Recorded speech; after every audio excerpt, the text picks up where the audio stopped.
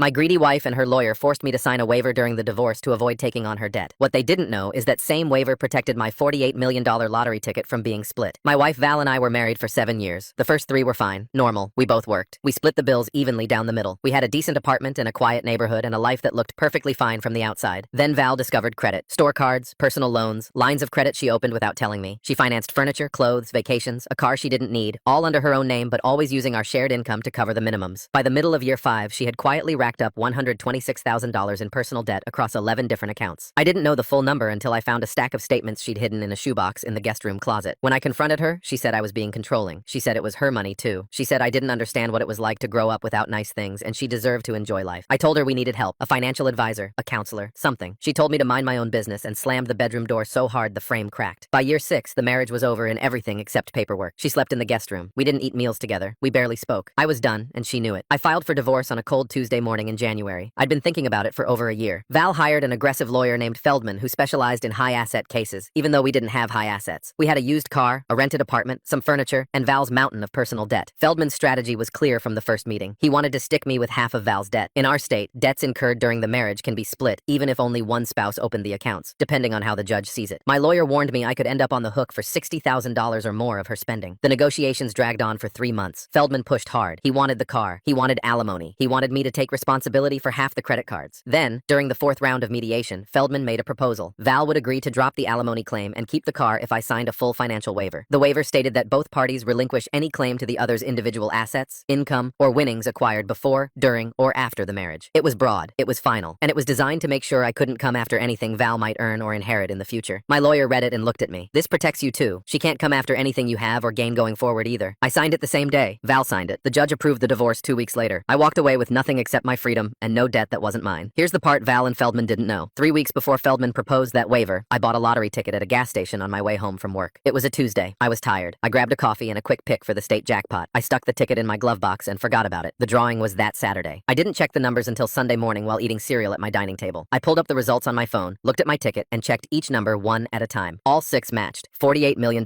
before taxes. I sat there for about 10 minutes not moving. Then I put the ticket in a Ziploc bag, drove to a safe deposit box at my bank, and locked it inside. I didn't tell anyone. Not my lawyer, not my friends, not my family. I went through the entire divorce, every mediation session, every argument about credit card bills and alimony, knowing that ticket was sitting in a vault 2 miles from the courthouse. When Feldman pushed that waiver across the table, I had to keep my face completely still. He thought he was protecting Val's future earnings. He was handing me a legal document that guaranteed she could never touch a dollar of my winnings. I signed it with a blue pen and slid it back without blinking. The divorce was finalized on a Thursday. Feldman didn't call back.